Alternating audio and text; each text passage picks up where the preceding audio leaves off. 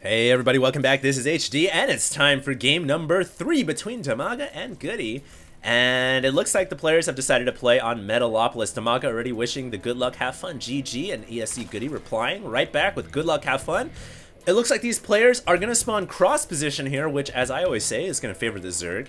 Plenty of expansions to grab early on. You can get this one, and then you can immediately go for either this one or this one all the way to the top. It's really your preference.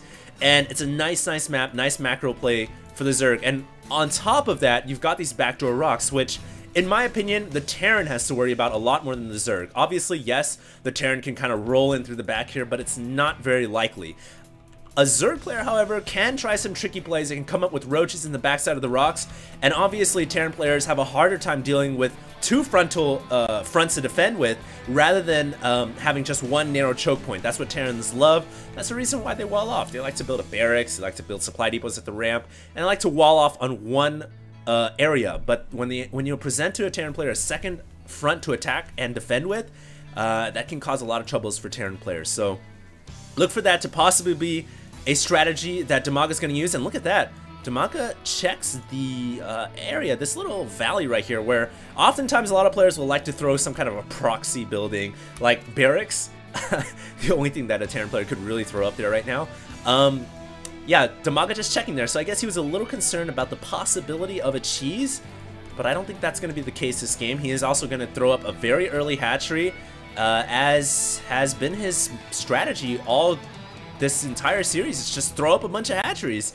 Go for mass hatcheries when your opponent least expects it. When he thinks you're only going to get a third, you go for a fifth, and then you go for a fourth, and then you go for your third. So you basically skip the third and just go for a bunch of hatcheries. It works. Why not? Ouch! Drone gets peeled right there by the SCVs. Those drills from on the SCV's right arm just kind of drilling their way into the drone's very soft hide and killing that drone off. So Dimaga's scout is eliminated, and Dimaga will now be operating in the dark for some time. Meanwhile, SCV just kind of checking the top side of the map on Metalopolis just to see where the Zerg player has spawned, but he's going to find that the Zerg did spawn all the way in the bottom right, and he's going to see that early hatchery. So now it's going to be on Goody. Is he going to apply some kind of early pressure on this 14 hatch?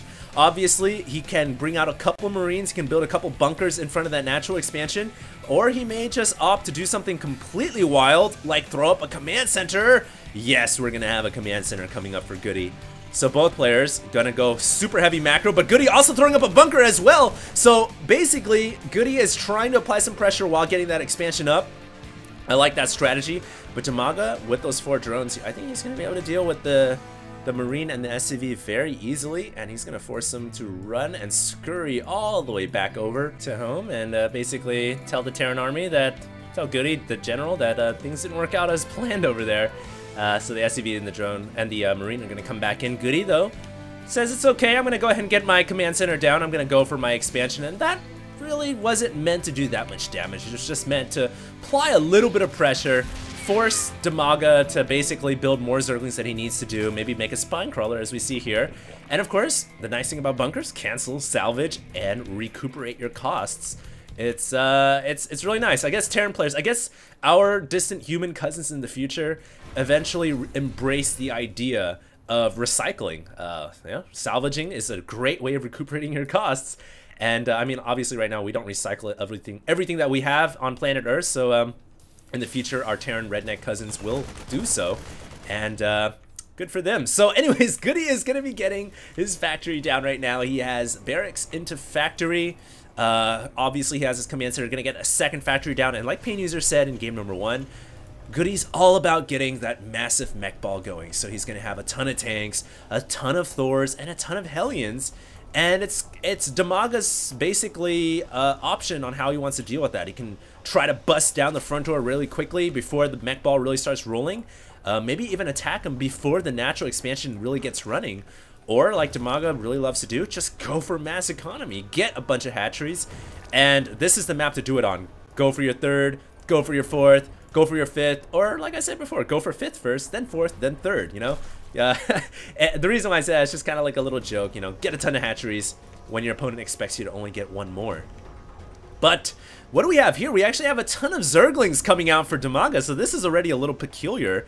because usually you don't expect the Zerg player to build that many Zerglings early on. Usually, especially Dimaga, he loves to drone up, so it's a little peculiar that he's decided to build so many Zerglings. Maybe he's just wary right now of the possibility of that Terran early push that Goody really seems to like to do. He pushes out early on with a small army of Hellions, tanks, and Thors. And indeed, we do have Siege mode upgrading right now on one of the tech labs. We have a second tech lab going down. So I think we may see some kind of attack early on as soon as that Siege mode is finished. But here we go. Dimaga going to come in with a couple of Zerglings just to do some damage. But I think with proper micro from this Hellion, these Zerglings aren't going to be able to do much whatsoever. Yeah. And the majority of Zerglings there gets taken out. The handful of Marines and the Hellions, none of them really going down, and the SCV already coming off the line says, "Don't worry, buddy, I'm going to repair you." So, really recycling old units, recycling old spare parts, and rebuilding those Hellions back up to full health. So Goody looking pretty good there. Those Zerglings didn't do much whatsoever, didn't even get a scout off. But honestly, do you need to scout Goody? Every player, like Pain User said, knows that Goody loves to go for this mech style. So I don't think Dimaga really needs to scout. I think he's safe in assuming there is going to be a mech bog coming out at some time later on in the game. And look at this, Dimaga going to destroy his backdoor rocks, which is a little interesting. Maybe he's going to try to grab this expansion over here.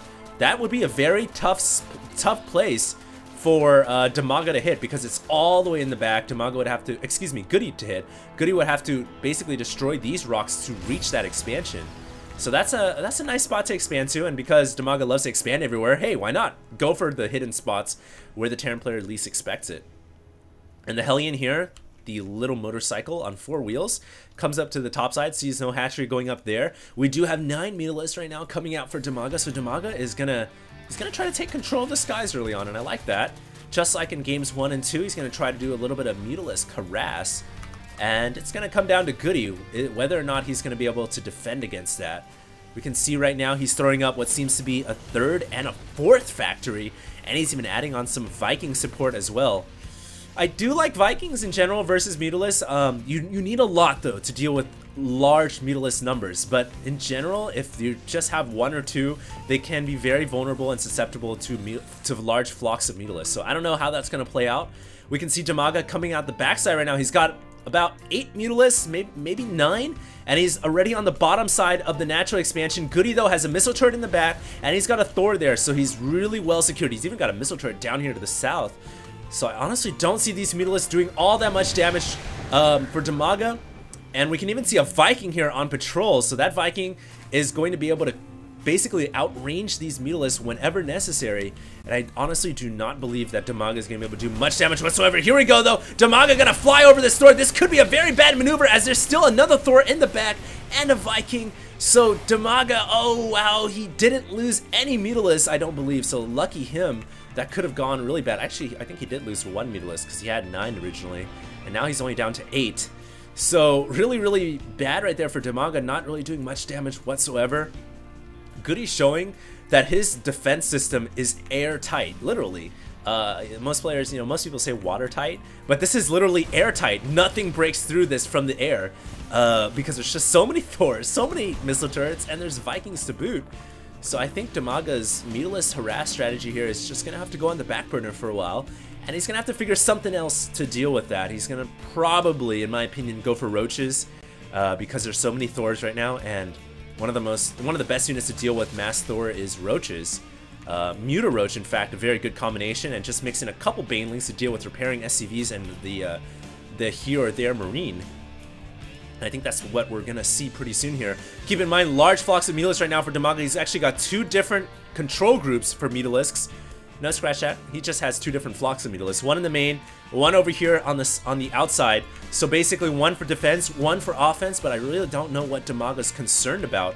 There's no dropships coming out from Goody right now. In fact, Goody is going for a Raven, guys. So, whoa, that is interesting. Raven can actually be really good for Point Defense Drone. Point Defense Drone is one of the best spells against Mutalisks, because you have to remember that it completely negates the Glaive Worm attack. That's what the attack from the Mutalisk is called, and it negates 3 attacks for the price of 1, because the Glaive Worm bounces 2 times. So it bounces 2 times, so it does 3 different attacks. But 1 Point Defense Drone laser stop can actually negate all of that. So that's really effective against Mutalisks. And of course, the Raven's going to be nice for the Scout. You don't have to waste scans anymore to pick off these creep tumors. And now Goody's pushing out. Of course, rolling out with the Hellions in the front, the Thors and the tanks, and even a group of SCVs on auto repair as well. So this is it. This is the devastating push. Dimaga bringing up spine crawlers from his third expansion. This time around, Dimaga really doesn't have that many bases as much as he had in games 1 and 2, so he really doesn't have that macro ball that he had before, but he does have a very large flock of Mutalisks. Here they go, gonna fly over the Thors. Oh, a little bit mismanagement right there. And where are the Banelings for Dimaga? He has no Baneling support whatsoever, so these SCVs and these Marines are free to repair and free to do damage against these Mutalisks. And wow, Goody is just gonna win this game straight up. I don't see any resistance whatsoever from Dimaga. He basically is just gonna GG out of here, and one more mech ball push for the win. Hey, this didn't work out so well in game 1 because he pushed out so soon, and I was quick. I think I was a little quick to say that, hey, he might have pushed out too soon, but then Goody made great use of it in game 2 and was able to win the game. And now here on game 3, he just slaughters Dimaga yet again. So this is really getting a little interesting, and Dimaga it's going to come down to game 4 now. And what is he going to do against Goody's mech ball push? Game 4 coming up next, guys.